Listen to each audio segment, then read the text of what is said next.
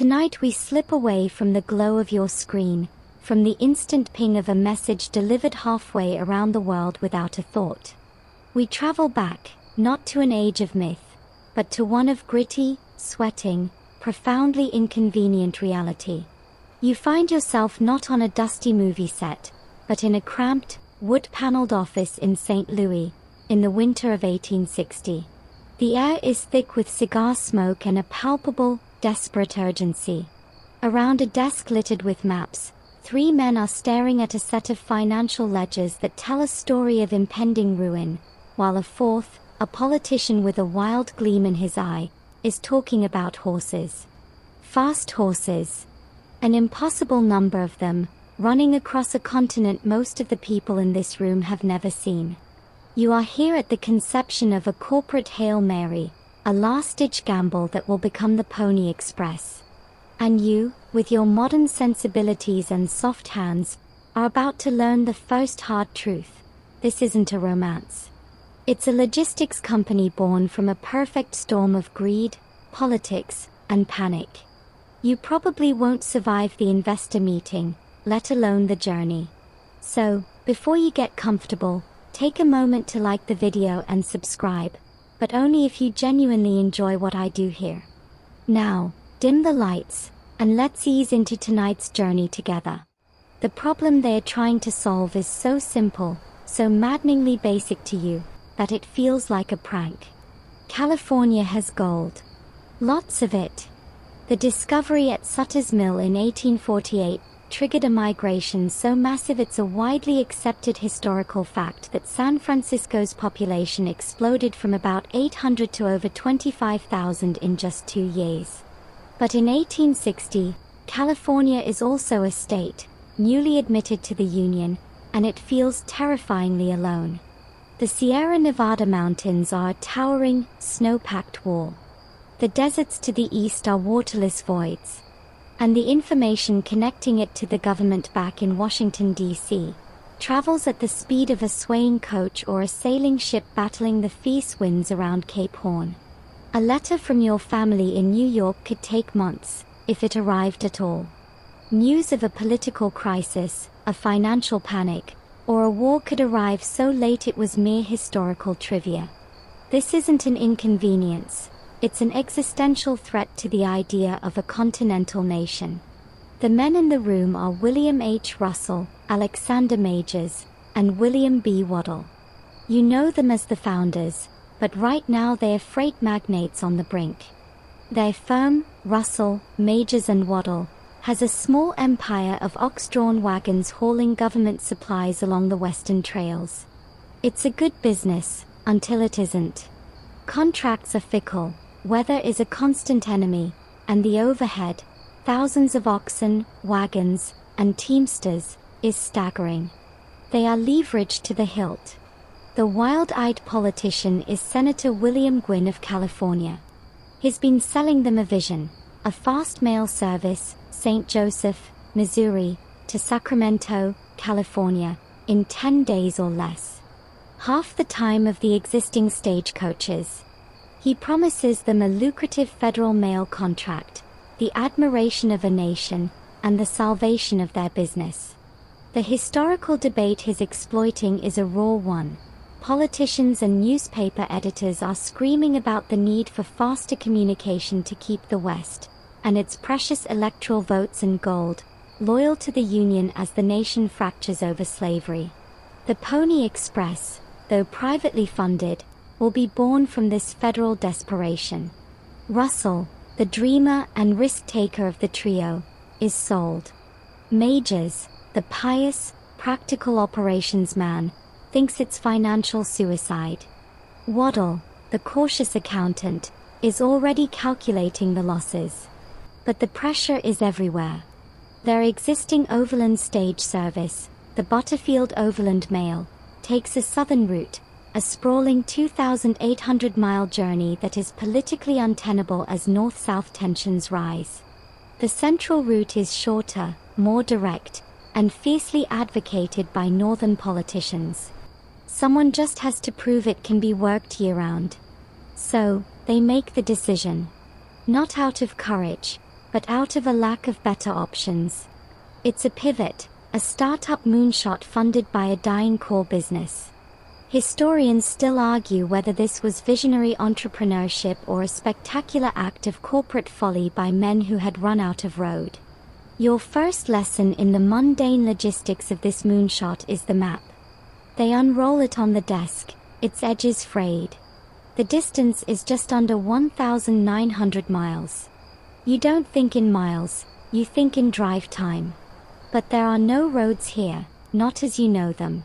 The line on the map passes through the territories of Kansas, Nebraska, Colorado, Wyoming, Utah, and Nevada before reaching California. It crosses the rolling prairie of the Platte River Valley, climbs the Continental Divide at South Pass in Wyoming, skirts the edge of the Great Salt Lake Desert, and then forces a path over the Sierra Nevada. It is a geographic gauntlet. And every single mile of it needs a relay station. Every 25 miles or so, a place where a rider, arriving at a full gallop, can leap from a spent horse onto a fresh one in under 2 minutes, and keep moving. The initial plan calls for 190 of these stations. They don't exist. They are dots on a map, promises of buildings in places that are, at this moment, just wind and sagebrush. The cost estimates are scribbled, scratched out, and scribbled again. They will need 400 to 500 horses. Not just any horses, but top-tier, durable stock. They will need to hire over 200 station keepers and stock tenders, and at least 80 riders. They will need to build stables and stock them with hay and grain, which itself will have to be hauled across those same 1,900 miles. They will need blacksmiths, veterinaries, and a supply chain for hardware, leather, and food that stretches into a literal wilderness. The financial numbers start to blur. The initial investment is pegged at $100,000, about $3 million in today's money, but everyone in the room knows it will be more. It's a dizzying capital expenditure for a service with zero guaranteed customers. The only asset they have, really, is time. Senator Gwynn wants a demonstration. He wants the first run to happen in just a few months, in April, to prove the central route is viable before the winter snows come again. They have 60 days. So, the freight kings become project managers of the absurd. Majors, the operational brain, starts barking orders. Scouts are dispatched along the central route, not to find the best path for a scenic tour, but to identify every single potential station site, a place with water, a defensible position, and enough flat ground to corral horses. Supply wagons are loaded not with client goods, but with sacks of nails, bundles of lumber, sacks of grain, and barrels of salt pork for the crews who will have to build these outposts and then live in them. The clock is ticking, and the first snows of a plains winter are already whipping outside the St. Louis window. The grand idea of the Pony Express is now reduced to its first, brutal, mundane task: getting a man with a hammer and a pouch of oats to a specific, empty spot on the Kansas prairie, and telling him to build a shack and wait for a horse that may or may not come galloping out of the east. The romance is already fading, replaced by the chill of the ledger and the weight of the axe handle. The spark that lit the fuse wasn't a patriotic speech or a visionary stream. It was a string of mundane political and financial failures that left 3 businessmen with their backs against a wall.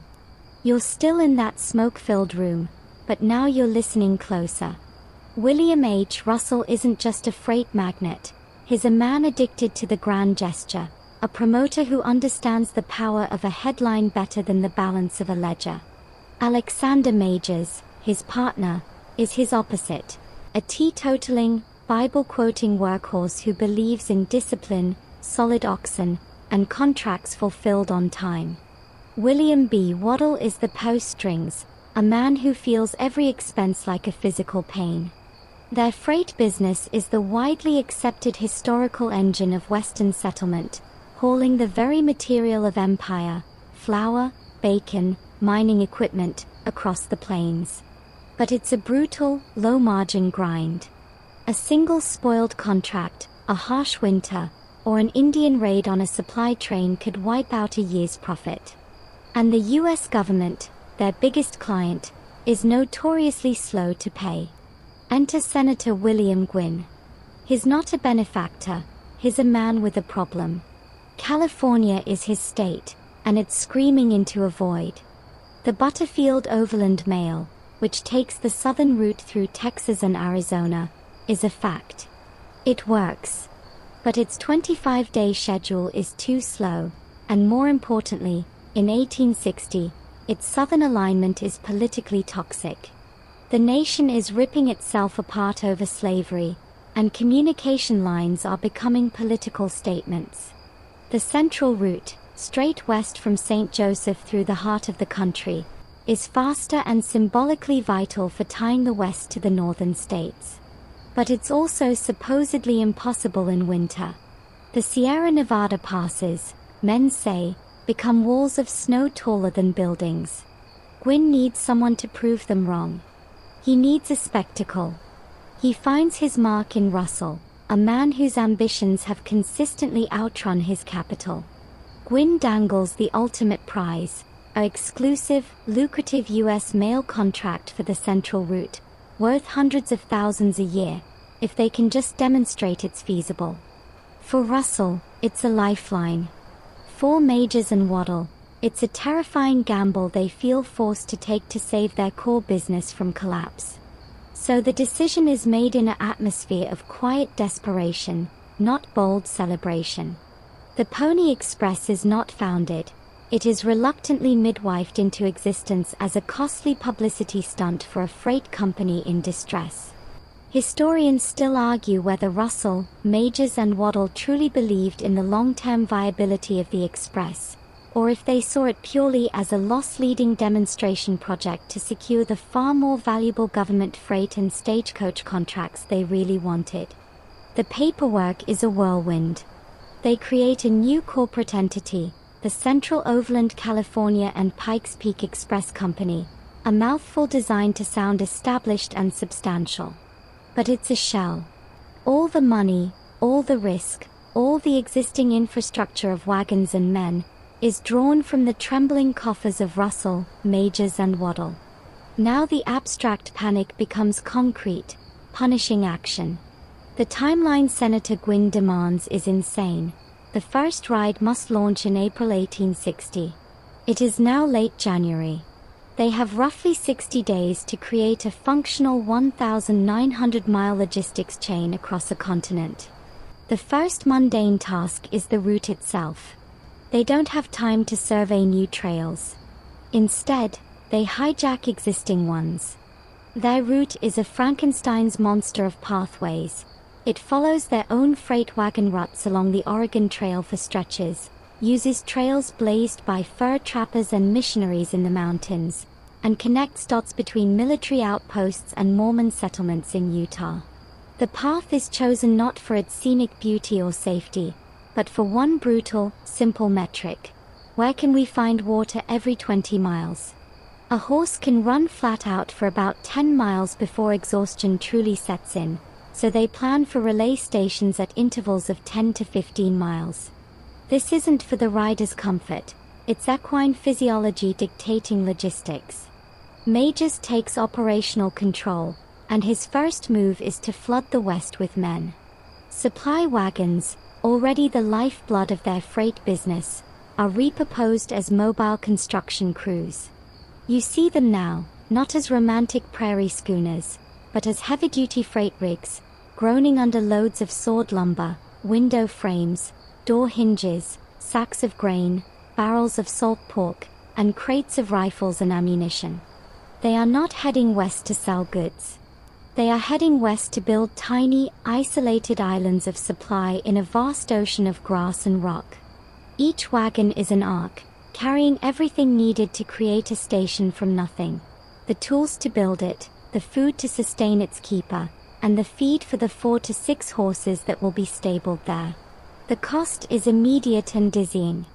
Every nail, every plank, every pound of bacon is an expense drawn directly from the partners' personal fortunes. Waddle's hand shakes as he signs the procurement orders. They are betting the farm, literally, on a pony. Simultaneously, the recruitment begins, and it reveals the gritty reality behind the later legend. They aren't looking for heroes. They're looking for disposable units of labor willing to accept profound isolation and danger for modest pay. Advertisements go out for station keepers and stock tenders. The job description is simple. You will be deposited at a designated point in the wilderness with a wagon load of supplies. You will build a one-room sod hut or a rough timber stable. You will protect the company's horses and gear. You will have a rifle. You will be alone, or with one other man, for months at a time. Your only contact with the world will be the fleeting, 2-minute visit of a galloping rider every few days, and the occasional supply wagon. The pay is better than farm work, but the risk is existential. Applicants are a mix of failed gold miners, adventurous boys, and men simply running from something back east. They are the absolute, forgotten foundation of the entire enterprise. Without the man willing to sit in a dirt-floored hut in the Nevada desert, feeding oats to a skittish mare and scanning the horizon for trouble, the glamorous rider has nowhere to change his mount and the entire system collapses. The architecture of the Pony Express is being drawn not in boardrooms, but in the silent, watchful solitude of 200 lonely men, waiting at their outposts for a relay that is still just a line on a map. With the decision made and a skeleton of a route drawn on a map, the abstract panic in St. Louis transforms into a furious, decentralized scramble across 1,900 miles of wilderness. Forget a single, organized construction project. Imagine instead over 100 tiny, simultaneous startups, each in the middle of nowhere, each with a foreman who is also the laborer, architect, and permanent resident. The blueprint for the Pony Express isn't a detailed architectural drawing. It's a shouted instruction from a wagon master to a newly hired stock tender as he's dumped on the empty prairie with a pile of supplies. Build a shack and a corral here. Horses are coming. The clock is the ruthless, ticking countdown to April, and winter is still gripping the high plains and mountain passes. This is the mundane, brutal work of making a line on a map into a physical reality. Your job, should you have chosen to accept it, is that of a station builder. You've been traveling for weeks in a jolting freight wagon, part of a caravan snaking west from St. Joseph. The landscape has shifted from frozen Missouri farmland to the vast, wind-scoured expanse of Kansas territory. There are no trees. The sky is a crushing dome of gray. Your destination is not a town, but a set of coordinates described by a scout, a spot near a shallow creek bend, offering water and a slight rise for visibility. The wagon master halts the team, points to the spot, and your crew, you and 2 other men, start unloading.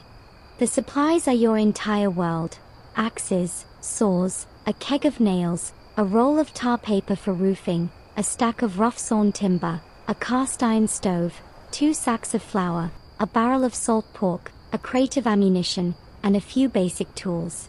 Then the wagon master wishes you luck, cracks his reins, and the wagon rolls away. The silence that descends is immense, broken only by the wind. You are now a frontier general contractor with a non-negotiable deadline.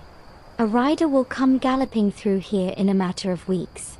He will need a fresh horse. You must have a place to put it. The architecture of the Pony Express station is dictated by pure, brutal utility and what little material is at hand. On the treeless plains, you build a soddy. You use a special plow to cut long, thick bricks of prairie sod, matted grass roots and soil, and stack them like giant, dirty loaves of bread to form walls. It's cold, muddy work. The roof is a frame of timber hauled in by your wagon, covered with more sod or the precious tar paper. The floor is packed earth. The stable is often just a lean-to extension or a simple pole corral. In the timbered regions of the Rockies or the Sierras, you might get to build a log cabin, but the principle is the same: one cramped room for the men, a space for the horses, and a door that faces east, the direction from which the rider will come. There are no blueprints for comfort, only for survival and function. A widely accepted historical fact is that these stations were built at a breakneck pace. Some were thrown up in just a few days, their walls still damp when the first rider arrived. The logistics of supply for these remote outposts is a nightmare puzzle. Every item that isn't dirt, grass, or locally sourced water has to be hauled in. The home station at places like Fort Laramie or Salt Lake City becomes a hub, but the spokes, the trail to your isolated station, are treacherous. Your supply wagon might come every month, if the weather holds and the teamsters don't get lost or attacked. This forces a stark economy of consumption. You count your nails. You ration your flour. The salt pork becomes a monotonous currency. A lesser-known, slightly amusing historical detail is the menu at many of these stations. Beyond the pork and hardtack, a common delicacy was something called slumgullion, a perpetually simmering stew pot into which any available ingredient was tossed: old beans, dubious meat, crushed biscuits, whatever greens could be foraged. It was never empty, just continuously replenished, a bubbling, grey testament to making do. The station keeper's most valuable skill wasn't horsemanship. It was basic frontier engineering and the ability to endure soul-crushing boredom punctuated by moments of sheer terror. As the network of stations stitches itself across the continent, the other colossal procurement effort begins: the horses. Majors dispatches buyers across the United States and even into Mexico. They aren't looking for show ponies or delicate thoroughbreds. They need stamina, toughness, and a calm enough disposition to stand in a crude corral for days and then, on a moment's notice, be saddled and ridden at a dead run by a stranger. The ideal animal is a cross between a Western Mustang, hardy and sure-footed, and a larger American breed like a Morgan or quarter horse, for speed and strength. Historians still argue whether the company ever actually purchased the 500 horses it famously claimed, or if that number was part of the promotional myth, with the real fleet being smaller and constantly rotated due to injury and attrition. What's certain is that each horse represented a massive capital investment, between $150 and $200 each, a small fortune at the time, and its placement was a strategic decision. The bigger, stronger animals went to the plains sections for long, fast runs. The tougher, more agile mountain-bred horses were stationed in the Rockies and Sierras. By late March, the line is a fragile, trembling thread. Nearly 190 stations exist in some form, from relatively sturdy home stations at forts to crude sod huts on the prairie. Over 400 horses are in place, chewing their oats in unfamiliar corrals. About 200 men are at their posts, staring east, waiting. In Sacramento and St. Joseph, the towns are abuzz with publicity. Posters boast the 10-day schedule. Reporters are primed. But out on the line, the reality is far less certain. At a station in the Utah desert, a keeper might be desperately trying to dig a well because the promised creek has run dry. In the Wyoming foothills, a stock tender might be chasing down horses that broke through a poorly built corral. The system is a prototype being tested in real time, with no backup, on the most unforgiving terrain imaginable. The blueprint phase is over. All that's left is the waiting, and the hope that when the starting signal is given in two distant cities, this hastily assembled machine, built of sod, sweat, and horseflesh, will actually move. The station is the silent, still heart of the entire enterprise. While the rider gets the poetry and the horse the propulsion, it is this lonely outpost that makes the relentless clock of the Pony Express possible. You are no longer a builder, you are now a keeper. Your world has shrunk to a radius of about 50 yards around your sod hut. To the east and west, the faint trail carved by supply wagons and, soon, by galloping hooves. To the north and south, nothing but an ocean of grass or a wall of rock, depending on where the luck of the draw deposited you. Your job description is deceptively simple. Have a fresh horse, saddled and ready, at all times. The reality is a never-ending cycle of mundane, vital chores that separate a functioning station from a deadly failure. Your day begins before sunrise, not with a heroic bugle call, but with the ache of a cold night on a dirt floor and the immediate, pressing need for water. You grab 2 buckets and walk to the creek or the well you dug. This is your first calculus of risk. Is the water level holding? Has an animal contaminated it? Is there a strange silence in the brush that suggests something, or someone, is watching? You haul the water back, one heavy, sloshing step at a time. Next is feeding the horses.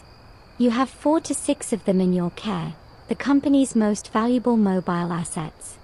You measure out the grain carefully. The supply wagon's arrival is not guaranteed, and an empty feed bin means a weak horse, and a weak horse could break down during a run, costing minutes the schedule cannot afford. You muck out the crude stable or corral. The smell of manure and wet straw a permanent perfume in your clothes and hair. Then, you wait. And you watch the eastern horizon. This is the core of your existence, a state of perpetual, low-grade readiness. The rider could come at any hour, day or night. There is no schedule pinned to your sod wall. You operate on pony time, which is simply the accumulated pace of the relay somewhere to the east of you. A rider might be delayed by a storm, a washed-out trail, or trouble at a previous station. Or he might be pushing hard to make up time. You cannot know. So, you must always have a ready horse. This isn't just a horse in a corral. This is a horse that has been groomed, its hooves picked clean, its back checked for sores, and its saddle, a specific, company-issue saddle, placed on a rack next to a filled water bag. The bridle hangs within arm's reach. When you hear the distant, faint drumming of hooves, you have perhaps 90 seconds. The process is a ballet of pure efficiency, practiced until it's muscle memory. At the sound, you don't run out to look. You run to the ready horse, slip the bridle over its head, and lead it out, already turning it to face west. You hold it steady, your own body a living hitching post. The incoming rider appears as a cloud of dust, then a shape, then a man fused to a heaving, sweat-lathered animal. He doesn't so much slow down as aim his mount directly at you. In one fluid, desperate motion, he swings his leg over and slides to the ground, his boots hitting the dirt as his spent horse skids to a halt. His hands are already unfastening the unique piece of equipment that is the soul of the system, the mochila. This is not a bag he carries. It's a heavy leather cover that fits over the saddle itself, with 4 locked cantinas, or boxes, built into it. In a movement faster than you can blink, he yanks the entire mochila off the sweaty saddle of the tired horse and flings it over the saddle of your fresh one. The transfer of the US mail takes less than 2 seconds. He checks one cinch, meets your eyes for a fraction of a second. Maybe he grunts, maybe he doesn't, and then he's up in the new saddle, his heels dig in, and he's gone in a fresh plume of dust. The entire exchange, from arrival to departure, lasts under 2 minutes. Now your focus shifts to the spent animal. This horse is your responsibility. It is trembling, its coat lathered, its nostrils flared like bellows. You cannot just put it in the corral. You walk it slowly, cooling it down, wiping it with a rag, offering it a careful, measured drink. Its well-being is critical. It may be needed again in a few days when the mail comes back the other way. Your station is a two-way street. After the eastbound rider passes, you will, in a day or so, have to perform the exact same ritual for a westbound rider. The station is the fulcrum, the point where momentum is transferred. A widely accepted historical fact is the sheer isolation these men endured. At a swing station like yours, where only horses were changed, you might have one other man for company. At the even more remote relay stations between the home stations, you were often utterly alone for weeks. Your only social interaction was those 2-minute windows of panting, wordless efficiency with a rider too focused and exhausted for conversation. The true, lesser-known danger of this job wasn't the dramatic Hollywood raid. It was the slow creep of existential threat. A blizzard could bury your station and starve your horses. A prairie fire could sweep through and destroy everything. A pack of wolves could spook your herd in the night. And then there were the human complications. Historians still argue about the frequency and severity of conflicts with Native American tribes, but the reality on the ground was one of constant, low-grade tension.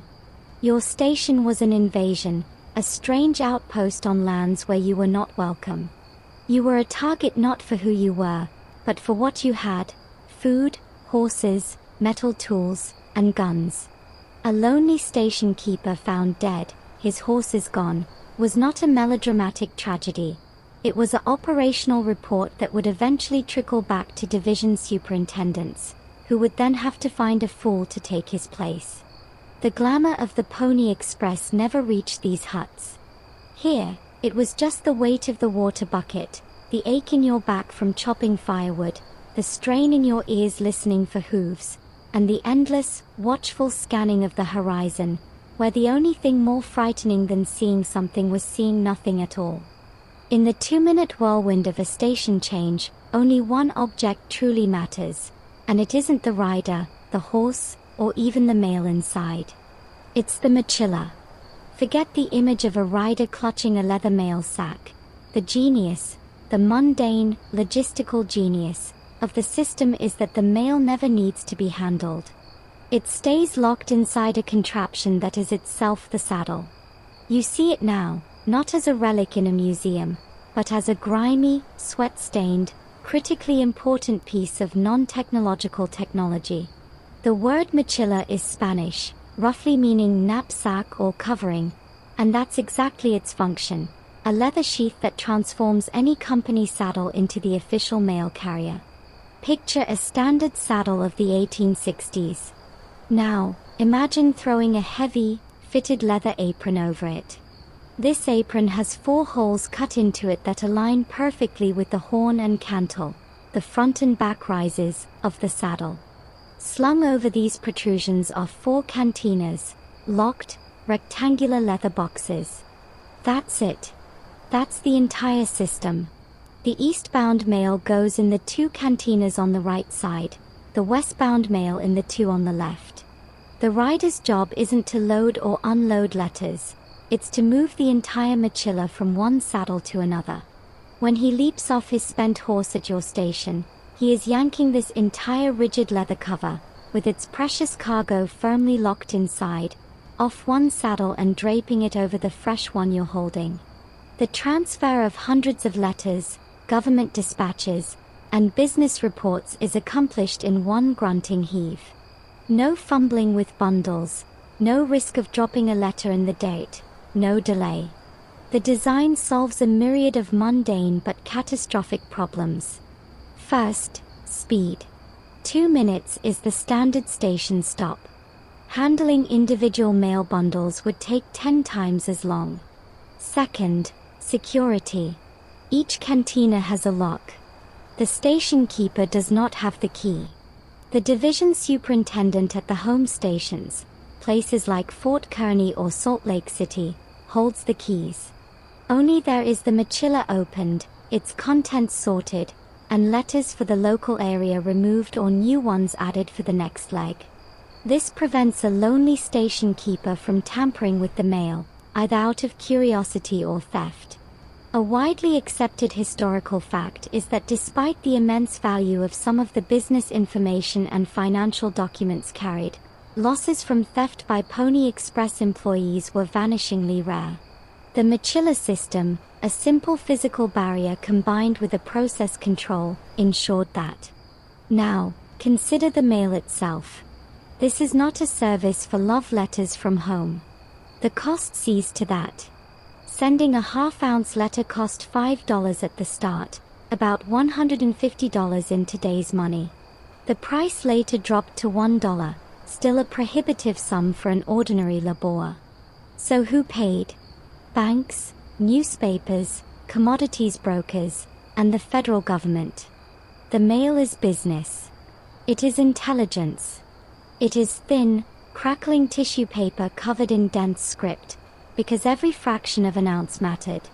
A bundle of these letters, wrapped in oilskin against sweat and rain, would be placed inside a cantina.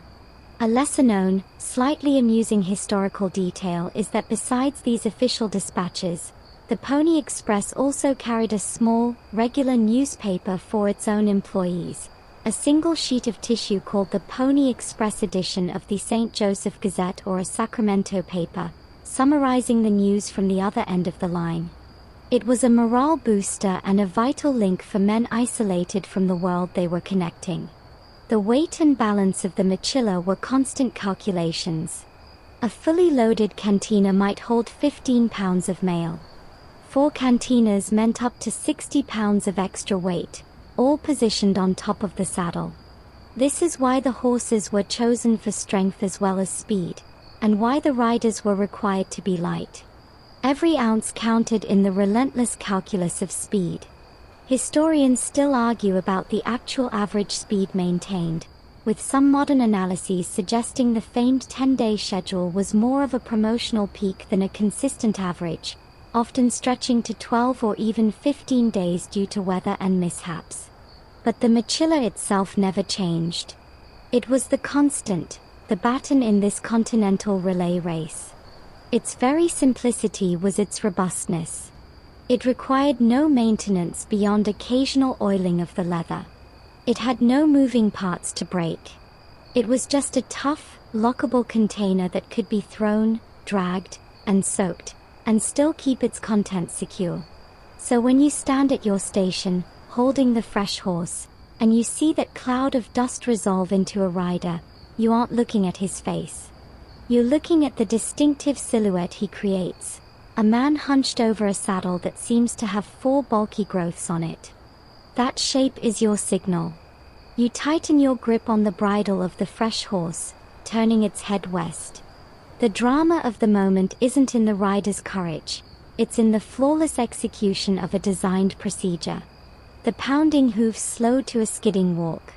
The rider's hands, gloved and sure, go to the specific straps. There's a scrape of leather, a thud as the mochila lands on the new saddle, a click of a cinch being tightened, and then the new sound of hooves accelerating away. You are left with the spent horse, the dust, and the quiet.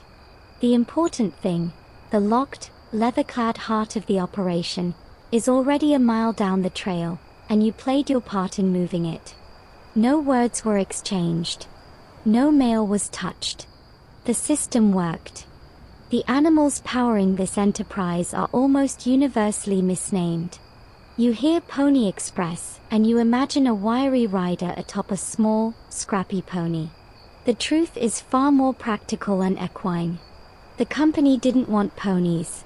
They wanted what they called California horses or Western Broncos, but in reality, they needed a specific biological machine, an animal with the endurance of a Mustang, the wind of a thoroughbred, and the calm temperament of a plow horse. It was an impossible wish list, so they settled for toughness above all else.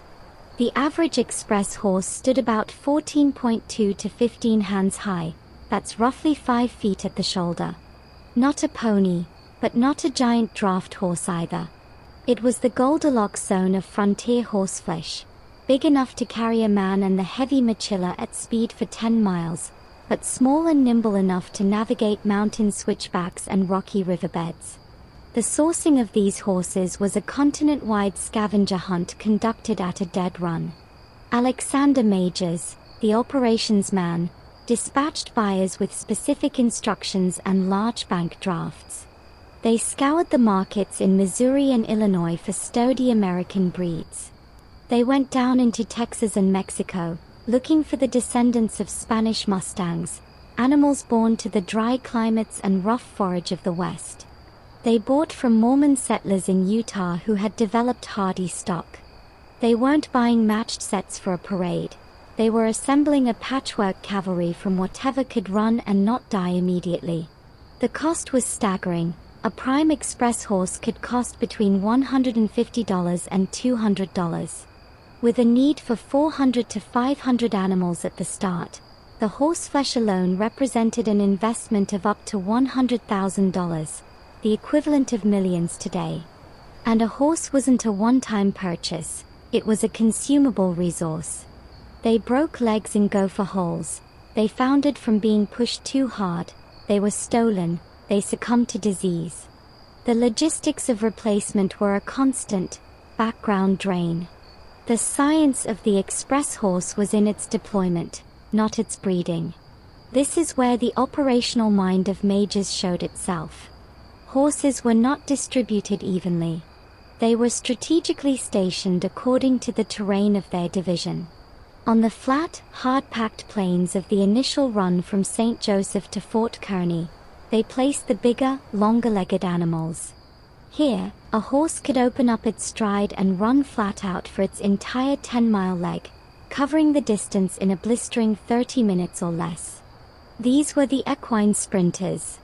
In the rugged mountain divisions of Wyoming, Utah, and the Sierra Nevada, the smaller, tougher, sure-footed Mustangs were crucial. Their gallop might be slower, but they could maintain a steady, lunging climb up a rocky trail where a larger horse would stumble and fall. A widely accepted historical fact is that the company maintained specific home stations every 75 to 100 miles where a rider would end his shift. But the horse relay stations were the true key, allowing a fresh burst of energy every 10 miles. The care of these athletes was the single most important duty of the station keeper, and it was a task of profound monotony and subtle skill. You couldn't just throw hay to them. A horse that was going to be asked, at any random moment of day or night, to explode into a dead gallop for 10 miles needed specific fuel. They were fed a mix of grain, usually corn or oats, and hay, measured out meticulously. Too much grain too close to a run could cause colic, a deadly stomach ailment. Too little, and the horse would lack the explosive energy. The station keeper had to know each animal as an individual, which one was a nervous eater, which one had a tender hoof, which one needed a longer warm-up walk. When the rider thundered in on a spent mount, the keeper's second job began, cooling down and rehabilitating that animal. It had to be walked until its breathing slowed, its coat rubbed down, its feet checked for stones or cracks, and then given careful drinks and a specific recovery feed. This horse might be needed again in 48 hours for the return trip. Its ability to perform again was a direct result of the mundane, patient care it received in the interval. A lesser-known, slightly amusing historical detail involves the horses' personalities and the problems they caused. These weren't docile carousel rides. Many were barely broken, and all were high-strung. The sudden, chaotic arrival of a galloping rider would often spook the fresh horses in the corral. Station keepers tell stories of having to wrestle their ready horse into submission as the rider approached, or of a horse bolting at the last second, leading to a frantic, dusty chase that blew the 2-minute station stop to pieces. Some horses, once they learned the routine, became almost professional about it, growing calm for the transfer. Others never did. Historians still argue about the actual attrition rate of horses, as company records are spotty, but anecdotal accounts from station keepers suggest that a horse might last a dozen hard runs before going lame, being rotated to lighter duty, or simply disappearing, sold off, stolen, or succumbing to the brutal demands of the job. They were the living, breathing, sweating engine of the express, a renewable but fragile resource that required constant, unglamorous attention. The romance of the lone rider is a silent film. The soundtrack of the Royal Pony Express was the constant, background chorus of chewing, snorting, whinnying, and the stamp of hooves on hard dirt, the true rhythm of the machine. Now we come to the human element that has been mythologized beyond all recognition, the rider. The advertisement called for young, skinny, wiry fellows not over 18. It famously stated, "Orphans preferred." This has been cast as a call for reckless, death-wishing youths with nothing to lose. In reality, it was a cold-blooded actuarial calculation. A lighter rider meant less weight for the horse. A younger man was presumed to have faster reflexes, more endurance, and fewer attachments that would make him quit after one brutal run. Orphans preferred was the darkly practical wish for an employee whose death would not necessitate a complicated letter home or a dependent to compensate.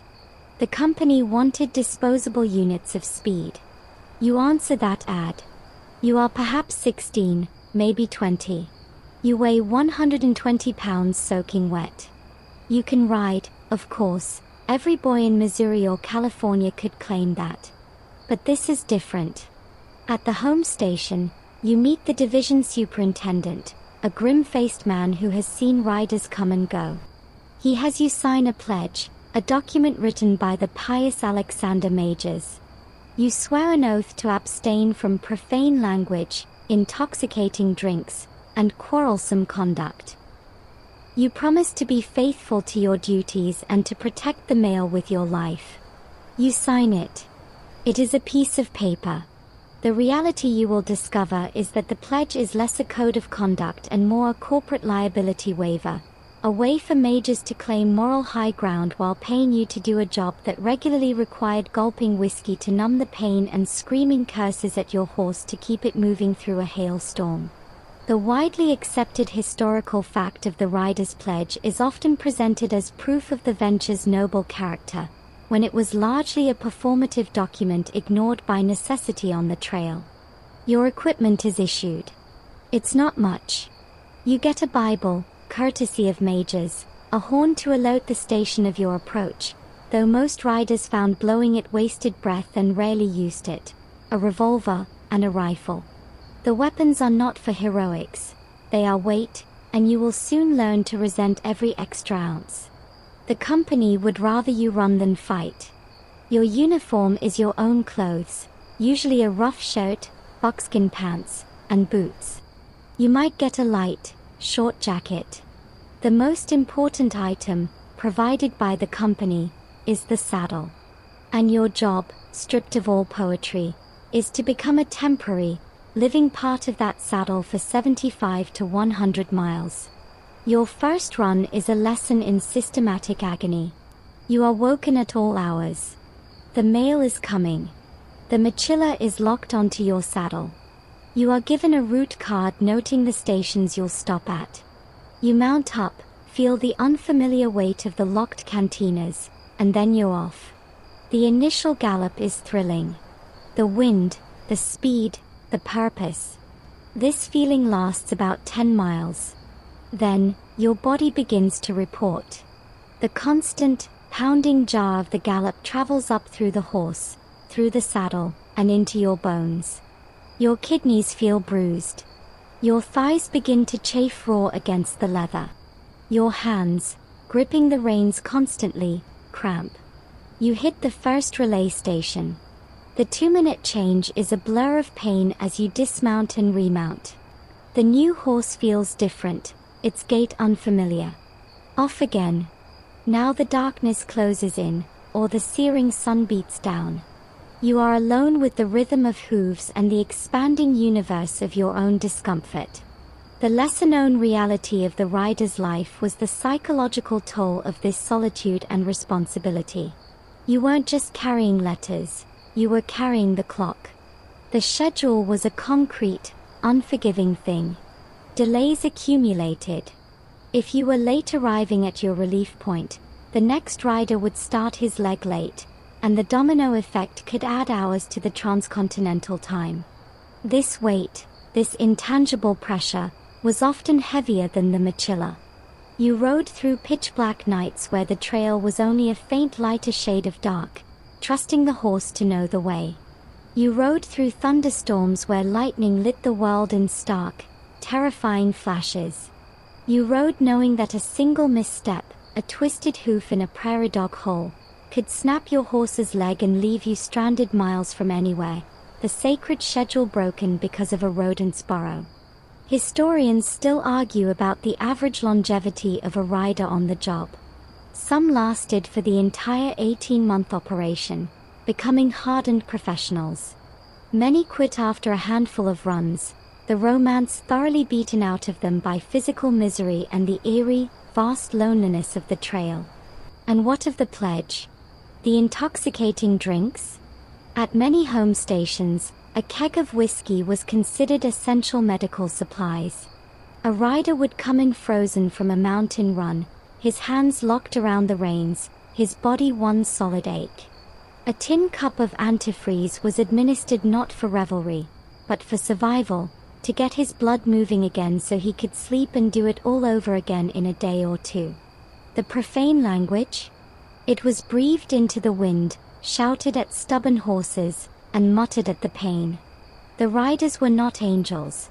They were teenage and 20-something employees in an excruciatingly difficult job, operating in a moral gray zone far from the eyes of their Bible-quoting boss. They were paid well, $100 to $150 a month, a princely sum, precisely because the job was a brutal transaction, your body's well-being in exchange for speed. You weren't a hero. You were a highly specialized, biological component in a logistics machine, one that was slowly, inevitably, grinding itself to pieces. You are the rider now, embedded in the machine.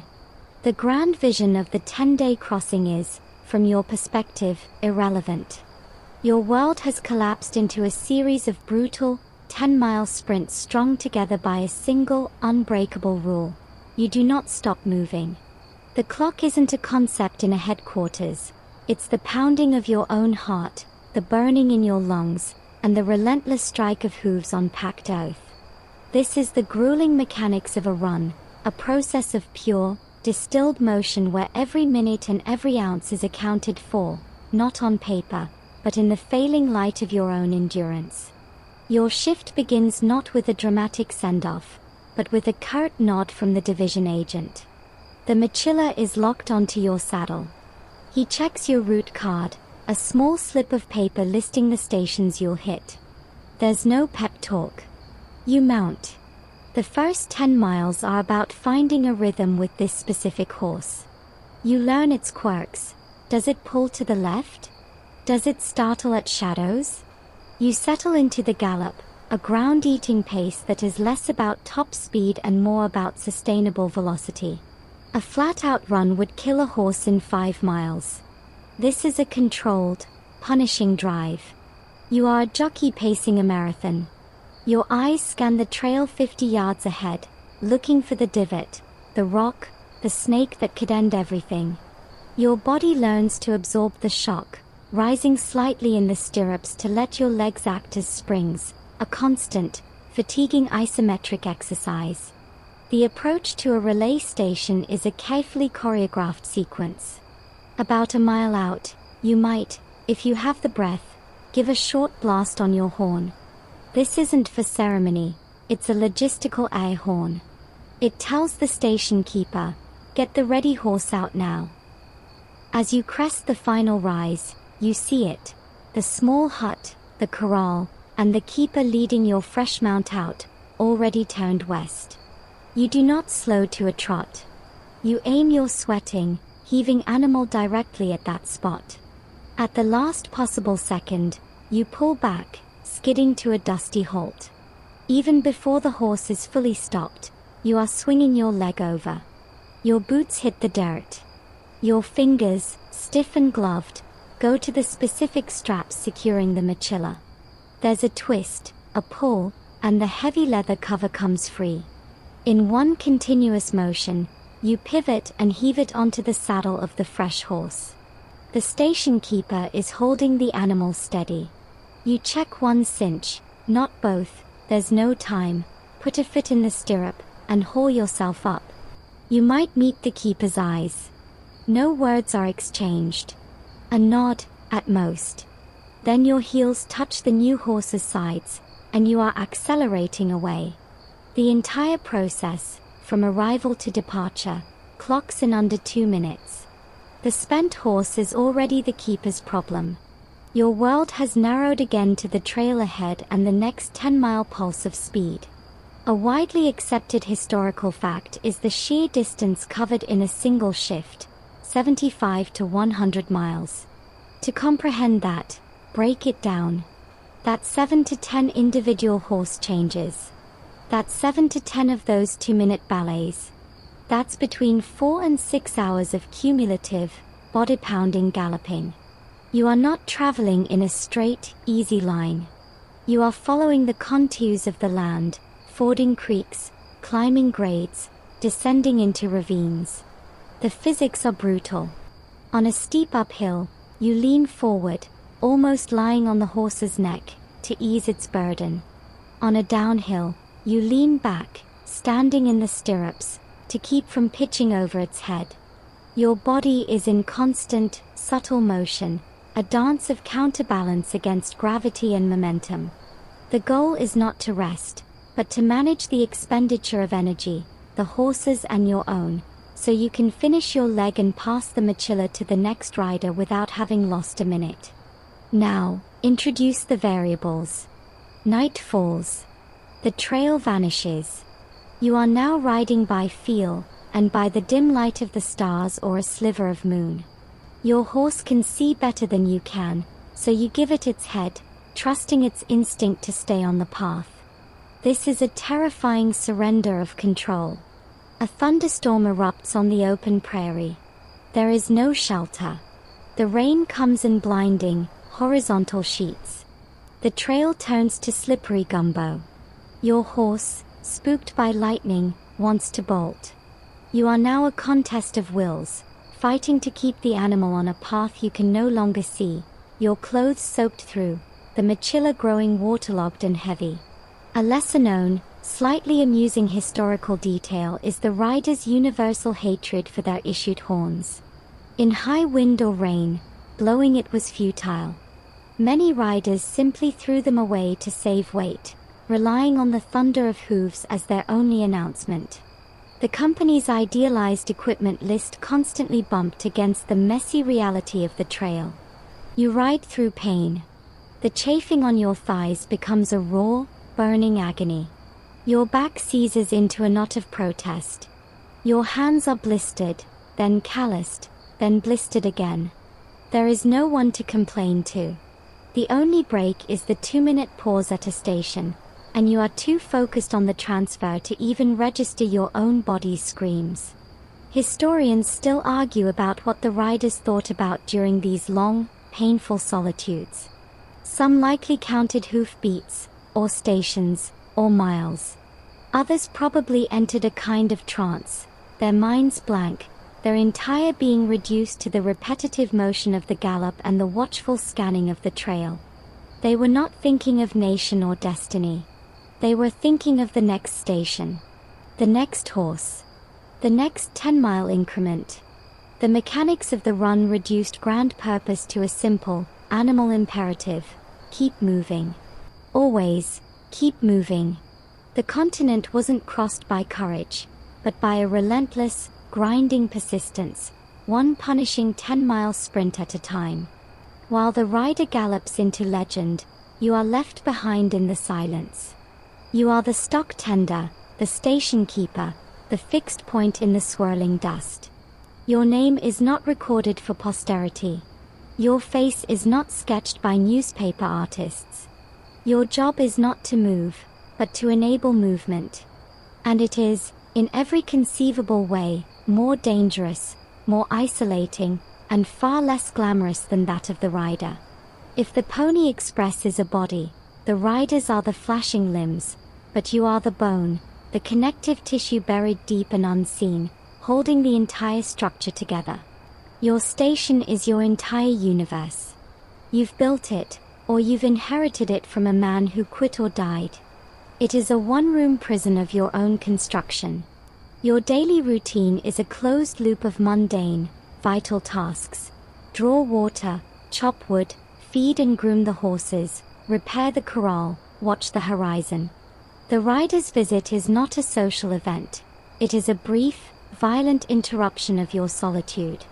For 23 hours and 58 minutes of the day, you are alone with the wind, the animals, and your own thoughts.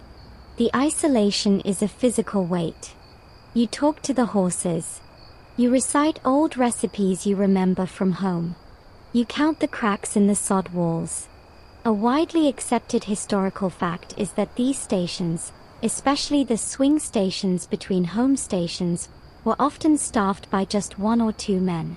Company policy might have recommended 2 for safety, but the realities of payroll and desertion often left a single soul in charge of a tiny island of company property in a vast, empty sea. Your dangers are less dramatic than a Hollywood ambush, but more constant and insidious. The primary threat is not the painted warrior on the ridge, though that fear is always there, but the environment itself. A sudden spring blizzard on the high plains can bury your station, trapping you inside, starving your horses. A summer prairie fire, sparked by lightning, can race toward you faster than a horse can run, leaving you a terrible choice.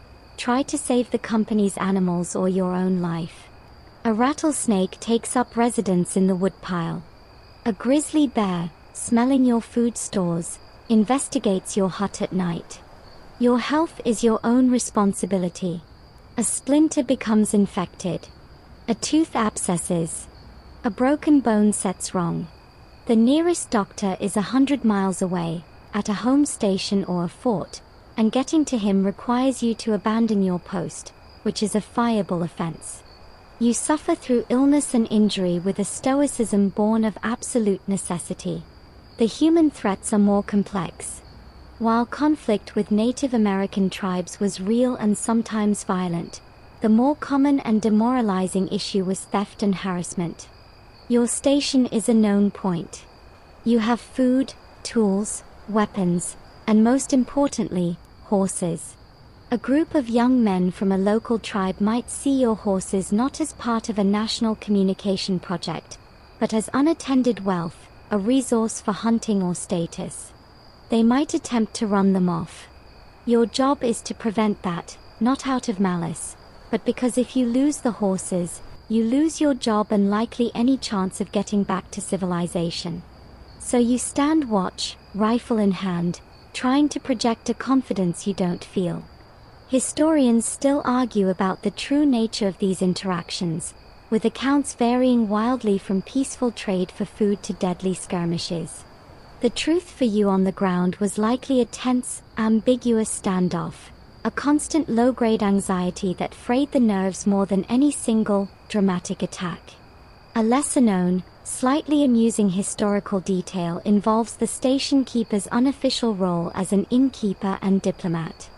While the riders changed and sped off, other travelers used the trail, emigrants, freighters, prospectors. Your station, as one of the only structures for miles, became a natural stopping point. You might trade a cup of flour for news from the east, or a piece of bacon for a bit of coffee. You were the Pony Express's frontline public relations department, a lonely ambassador for a company you might never see a representative of. You also had to manage the riders, who were often teenagers pushed to their physical and psychological limits. A rider might arrive in a foul mood, cursing the trail or the company. You had to feed him, let him sleep for a few hours in your hut before his return run, and generally keep him from quitting on the spot.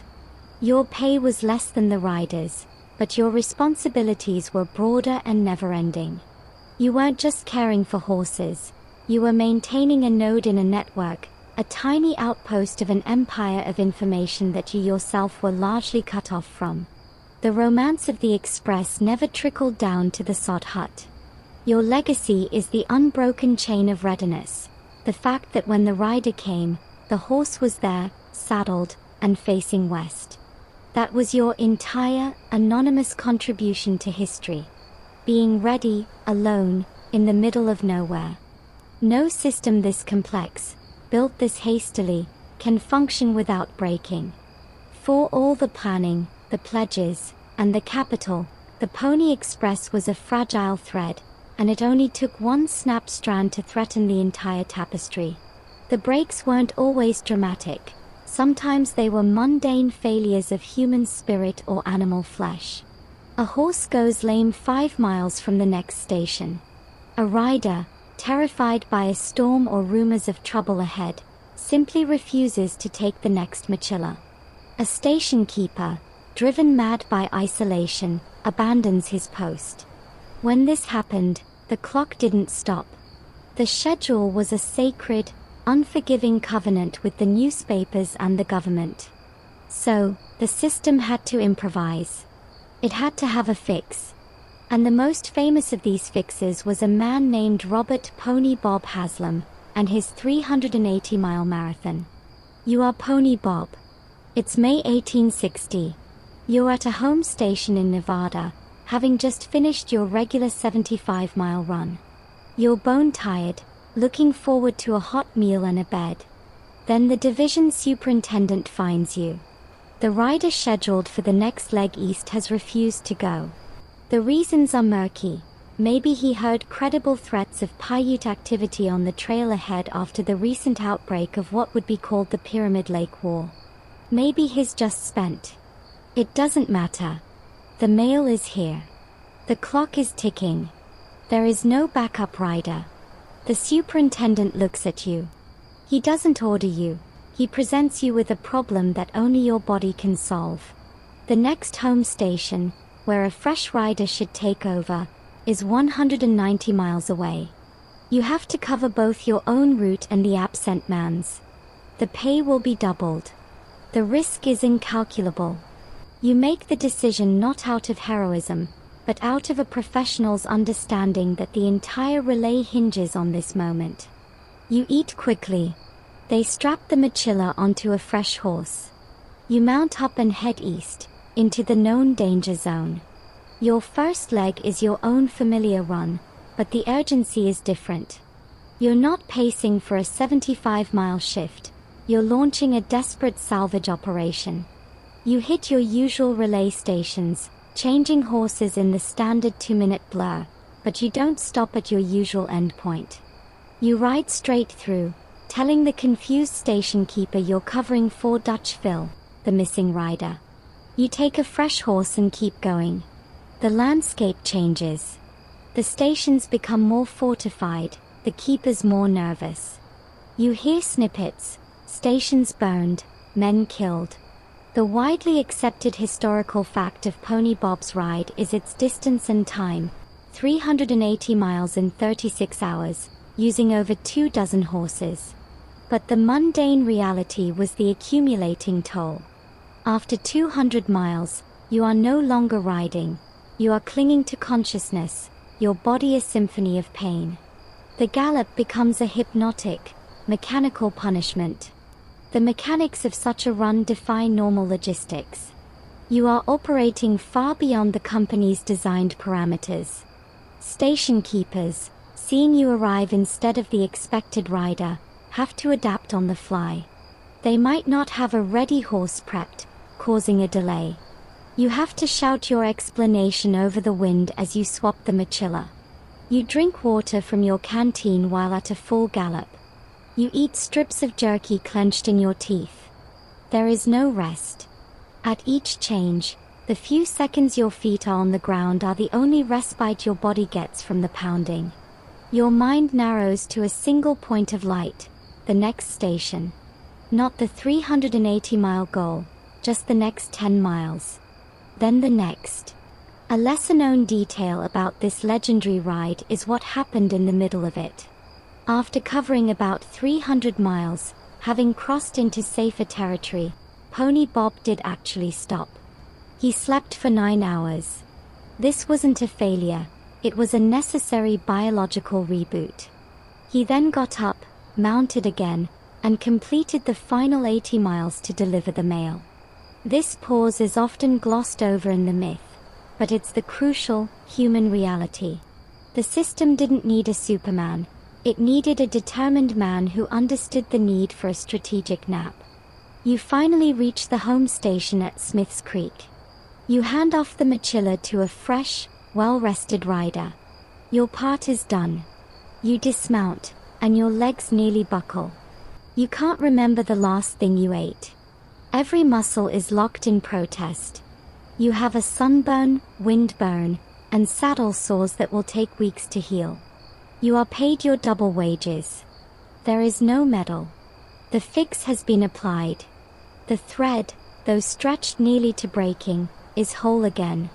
Historians still argue whether Haslam's ride was an isolated marvel or an example of a more common, unrecorded practice where riders regularly extended their shifts to cover gaps. Given the high turnover and constant dangers, it's likely that smaller, unheralded fixes of 150 or 200 miles happened more often than the official records show. The system was always on the verge of failure, patched together by the overtime and suffering of its lowest-paid employees. Pony Bob's ride is celebrated because it was documented and extreme, but it merely exposed the fundamental fragility of the enterprise. It proved that the Pony Express could survive its own breakdowns, but only by demanding nearly impossible sacrifices from the human cogs in its machine. The romance is in the 380-mile statistic. The reality is in the 9-hour nap in the middle of it, a stark admission that even legends are governed by the mundane need for sleep. The greatest threat to the Pony Express wasn't financial mismanagement or a faster technology. It was a war it had nothing to do with. In the spring of 1860, just weeks after the service's triumphant first run, tensions that had been simmering between white settlers and the Paiute people in the Nevada Territory boiled over into open conflict, the Pyramid Lake War. For the freight company masquerading as a mail service, this wasn't a distant news item to be carried in the mochila. It was an existential shock that burned its way down the line, station by station. The express didn't just pass through a war zone, it became a target, its isolated stations representing the invading culture's presence.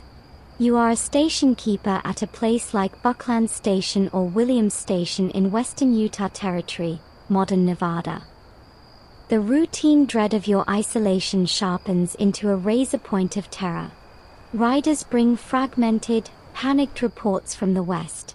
A settler outpost attacked, a party of miners killed. Then, the traffic on the trail dries up. No emigrant wagons. No supply trains. You are now not just alone, you are cut off. Your station, with its store of food, guns, and most importantly, horses, is a strategic asset. To the Paiute warriors, these horses are mobility and power. Your little sod hut is no longer a home, it is a fortress you are desperately unequipped to defend.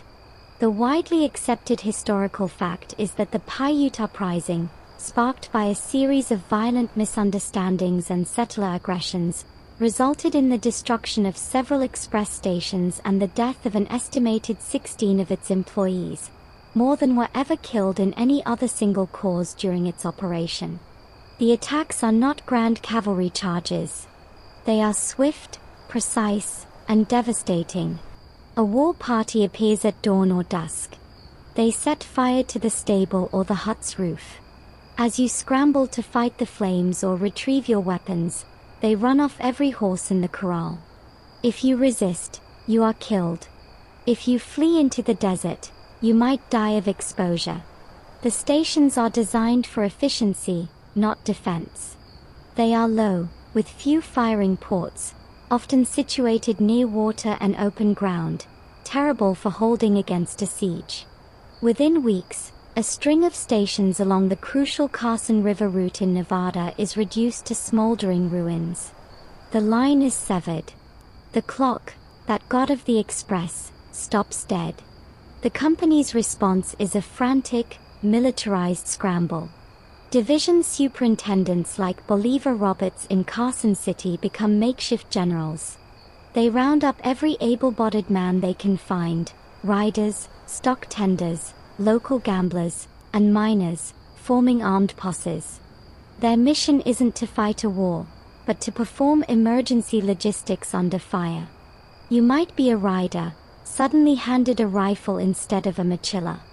Your job is to ride with an armed group to a destroyed station, assess the damage, and if possible, rebuild it. You haul lumber under guard. You stand watch while others hammer. You escort replacement horses through canyons where an ambush could come from any rock.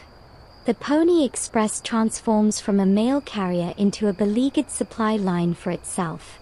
The cost, already staggering, becomes hemorrhagic. Horses worth $200 each are stolen by the dozens. Rebuilding stations requires cash for materials and hazard pay for workers. Insurance, if it exists at all, doesn't cover acts of war. A lesser-known, slightly amusing historical detail emerges from this chaos: the improvisation of the Pony Expressmen as diplomats. In a few instances, station keepers or riders who had established peaceful trading relationships with local tribes before the war used that goodwill for survival. They might leave out offerings of food or tobacco as a gesture, or use sign language to communicate they were only letter carriers. While largely ineffective in stopping the wider conflict, these small, personal actions sometimes spared an individual station, highlighting that the men on the ground often understood the nuances of the situation better than their bosses in St. Louis or the generals in far-off forts. The Pyramid Lake War officially ended with a tactical victory for U.S. forces in early summer, but for the Pony Express, the damage was permanent and profound. Service was disrupted for weeks. The financial loss was in the tens of thousands of dollars, a body blow to a company already on life support. Historians still argue whether the conflict was the single greatest cause of the Express's financial ruin, or merely the most dramatic accelerant of an inevitable failure. What is indisputable is that it revealed the venture's fatal vulnerability. It was a static, thinly spread infrastructure in a dynamic, violent landscape. The riders could outrun many things, but they could not outrun a regional war. The stations could withstand loneliness, but not a coordinated attack. The romance of connecting a nation collided with the reality of the nation's violent birth pangs, and for several critical weeks, the mail did not go through. The system, for all its ingenious design, was built on the assumption of a passive landscape. The Paiute War proved that the landscape could fight back. The entire, sweating, bleeding enterprise existed for one purpose: to move information that weighed almost nothing but was worth a fortune. Let's pause the gallop and open a cantina, not at a scenic home station, but in the accounting office. What exactly was inside those locked leather boxes? Who could afford to put it there? The answer reveals the Pony Express not as a public service, but as a premium, business-to-business and government courier service, a FedEx Platinum for the 19th century. You are a merchant in San Francisco. The price of gold in New York dictates your buying power here. News of a bank failure in London could wipe out your credit. Information is your most valuable commodity, and it is perishable. A piece of news that is 10 days old is useless.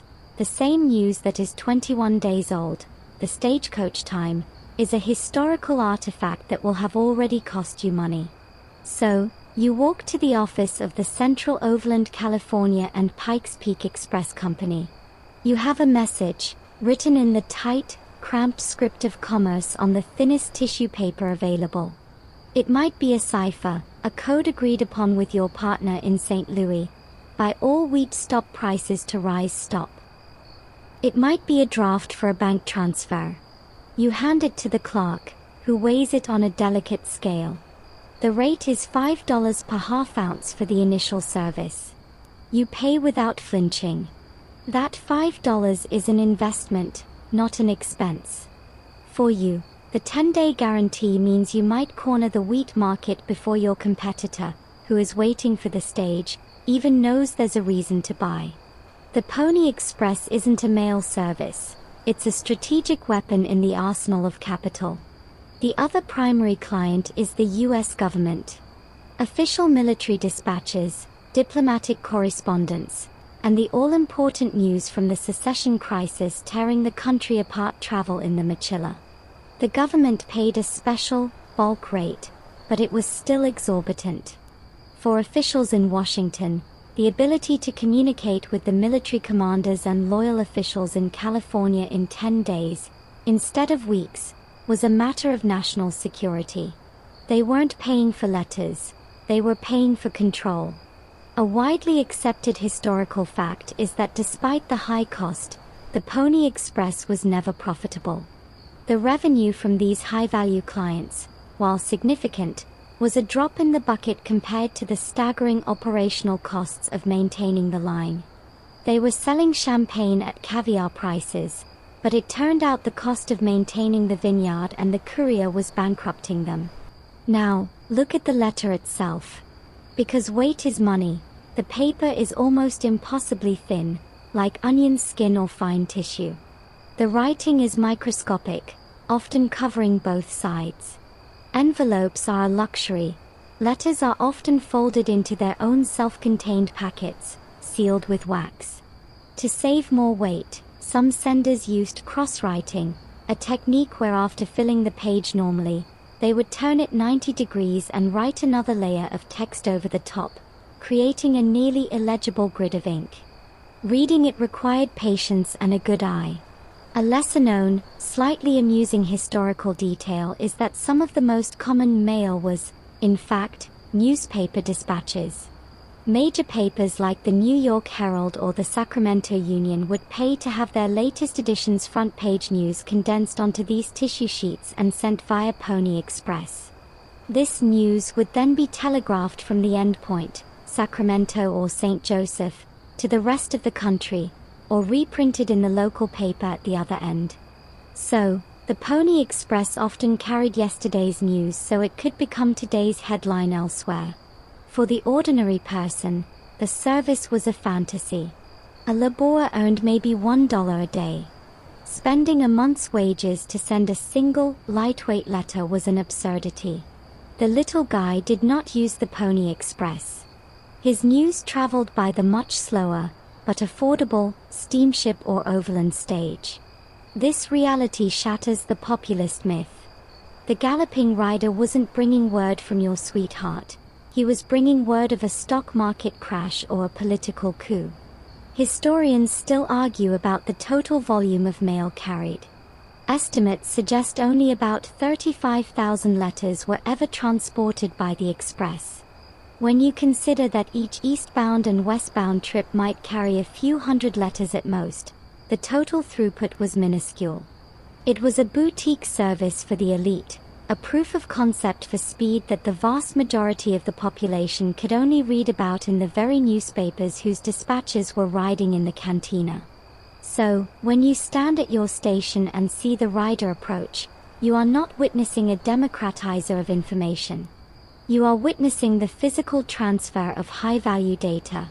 The sweat on the horse, the exhaustion on the rider's face, the strain in your own arms holding the fresh mount, all of it is in service of moving a few ounces of paper that could alter the fates of markets and nations.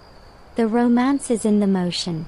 The cold, hard truth is in the balance sheet and the microscopic script on tissue-thin paper, flimsy vessels for the weight of empires and economies. There were moments when the fragile, money-bleeding enterprise transcended its own ledger books and touched the nerve of history. The most significant of these was in the autumn of 1860 and the spring of 1861. The mochila was no longer just carrying commodity prices or business drafts. It was carrying the fragmented, anxious soul of a nation tearing itself in two. The Pony Express, for a few fleeting runs, became the central nervous system of a continent in crisis, and its most vital cargo was the words and will of a tall, gaunt lawyer from Illinois. In early November 1860, the presidential election was held. In the East, the results were known within days. But in California, separated by the Sierra and the Plains, they waited in an agony of suspense. Was Lincoln elected? Would the South secede? The future of the Union felt suspended in the space between St. Joseph and Sacramento. The Pony Express Company knew this was its moment of supreme relevance. They prepared a special, lightweight dispatch containing only the election results. The eastbound rider left Sacramento with this single, potent piece of paper. He and his successors rode with an extra urgency, knowing the nation's eyes were upon the trail. The westbound rider from St. Joseph carried the same results, confirming the news. The widely accepted historical fact is that the Pony Express delivered the news of Abraham Lincoln's election to California in a record-breaking 7 days and 17 hours, a stunning feat that captured the public imagination and proved, beyond doubt, the speed of the central route. For a week, the company wasn't a failing freight subsidiary, it was the lifeline of democracy. You are a rider on that westbound run. The mochila you carry feels different. It's not heavier, but the knowledge of its contents is a weight of its own. At stations, keepers don't just want the horse changed. They lean in, their eyes asking the question they know you can't answer. What's in the box? You shrug. You don't know. You just know you have to be faster. The trail seems clearer, the nights less dark, as if the continent itself is holding its breath for the news you're pushing westward. When you finally hand off the mochila at the end of your leg, you feel a pang of something besides exhaustion, a connection to something larger than the company's payroll. The news, when it finally erupts from the Telegraph office in Sacramento, sets off celebrations in some quarters and deep despair in others. But the speed of its delivery is a marvel. The Pony Express has done what it was created to do.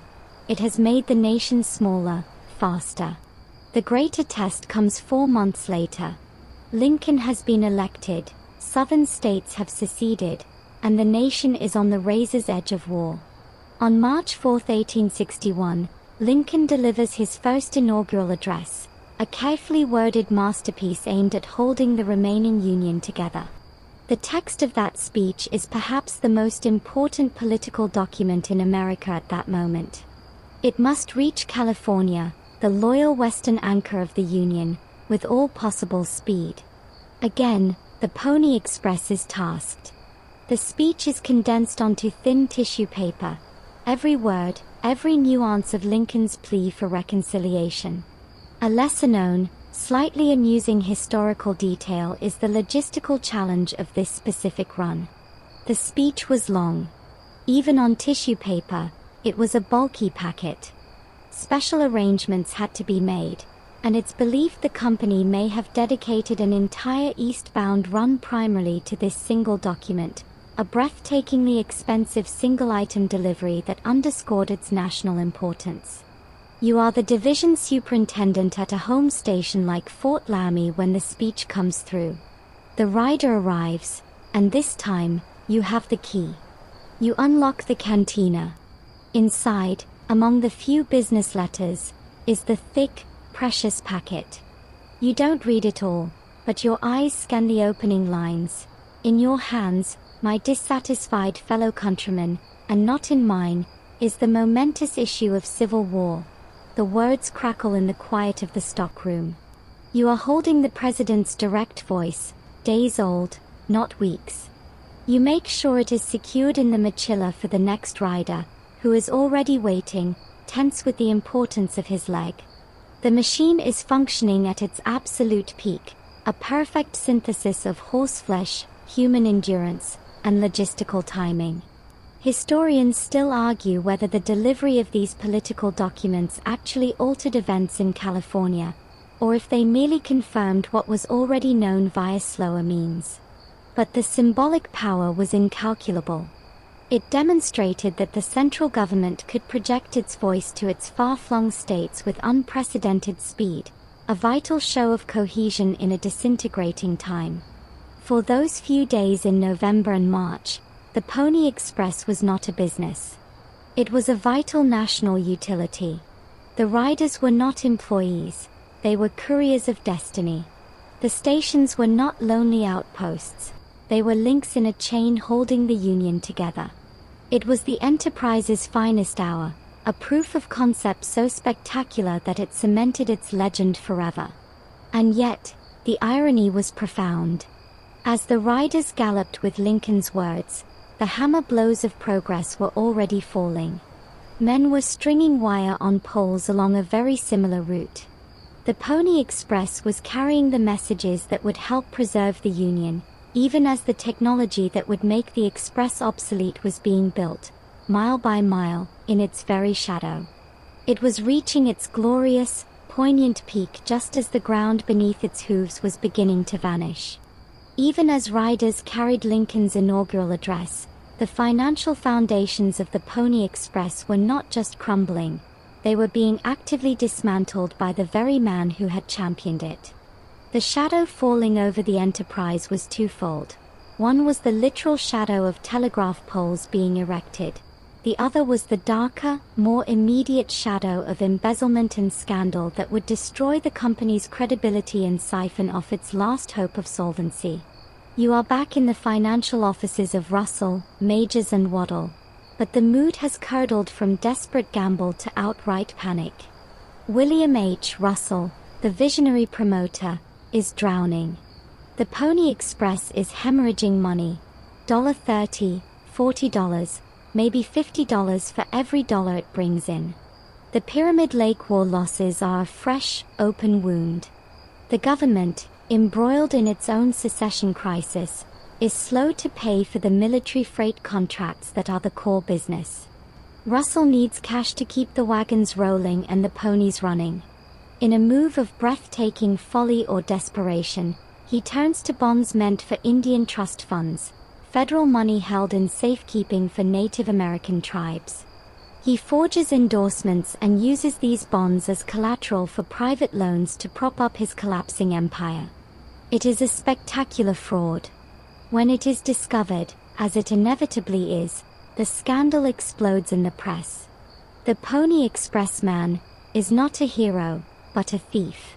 The widely accepted historical fact is that Russell was arrested and charged with forgery and misuse of government funds. Though he would eventually be released on a technicality, the damage to the company's reputation and credit was fatal. No bank would touch them. No investor would throw good money after bad. Alexander Majors and William Waddell, the practical partners, were likely horrified but also trapped, their own fortunes and reputations lashed to Russell's sinking ship. While this personal and financial drama plays out in the courts and newspapers, the physical obsolescence of the Pony Express is being hammered into the ground, post by post. The Pacific Telegraph Company is building west from Omaha. The Overland Telegraph Company is building east from Carson City, Nevada. Their goal is a single, continuous wire that can carry a message from coast to coast in minutes, not days.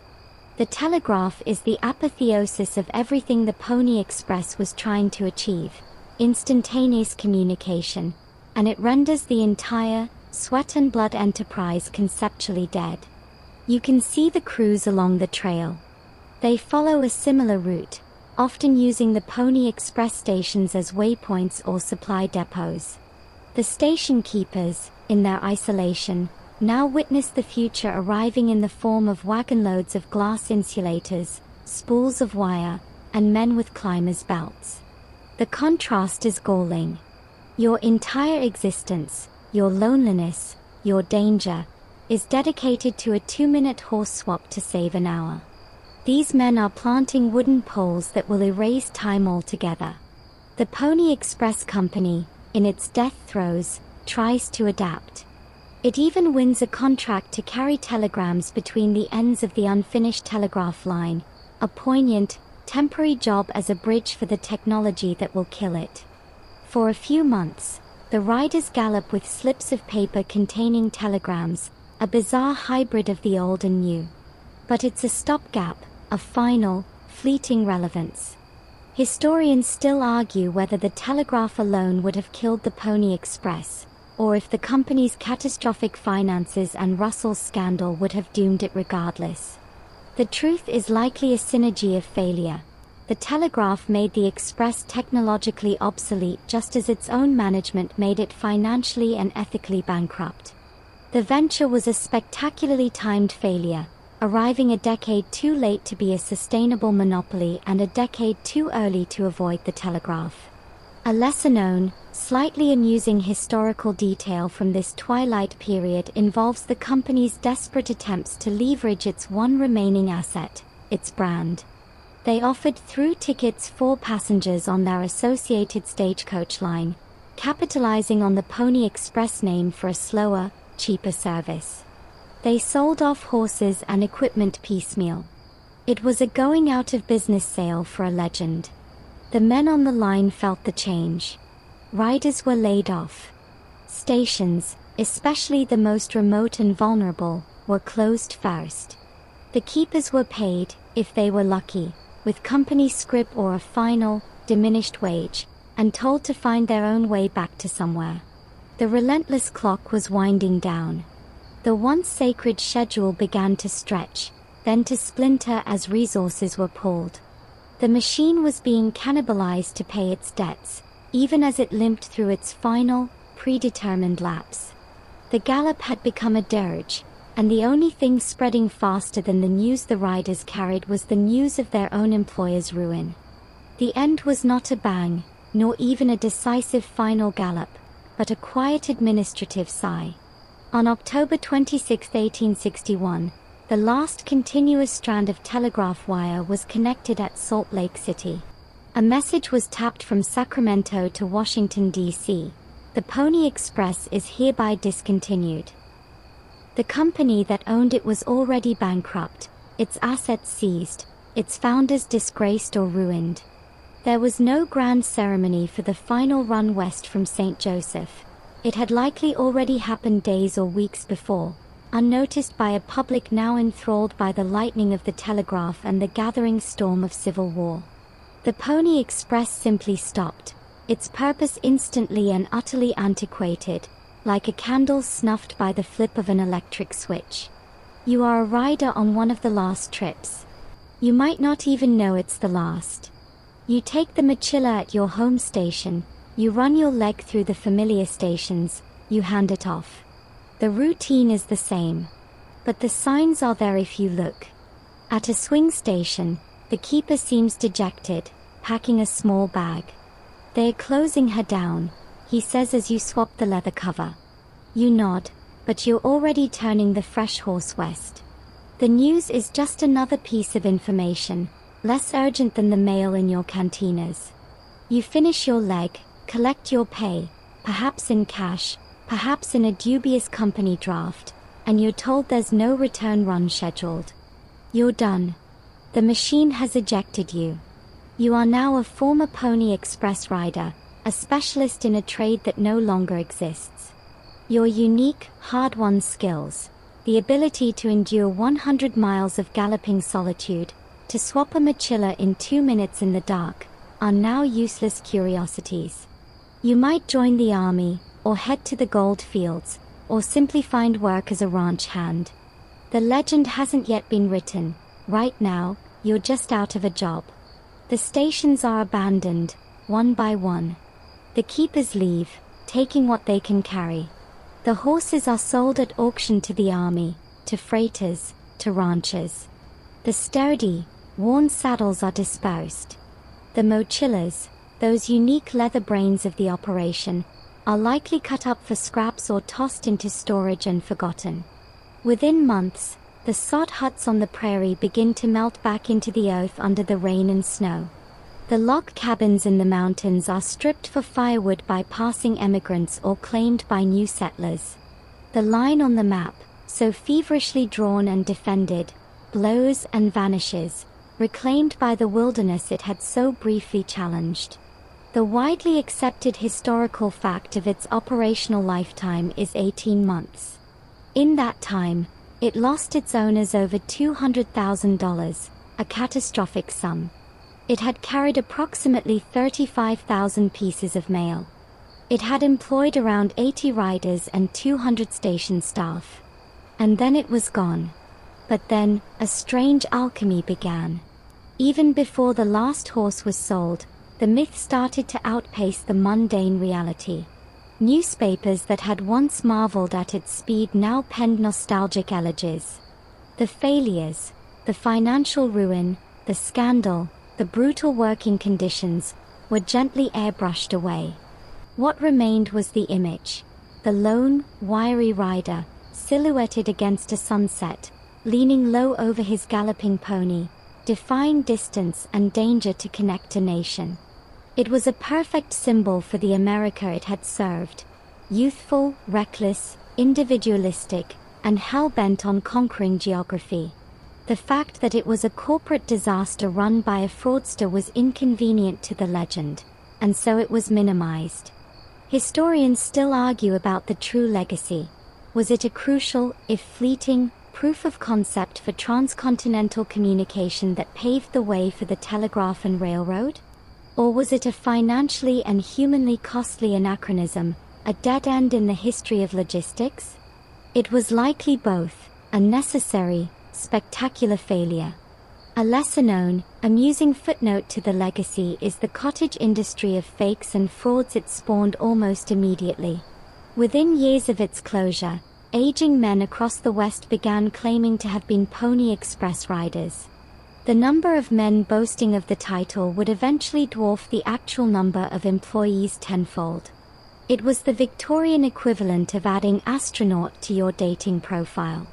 The legend was more valuable than the truth, and the truth, buried in bankruptcy court records and the aching memories of old stock tenders, was too mundane to compete.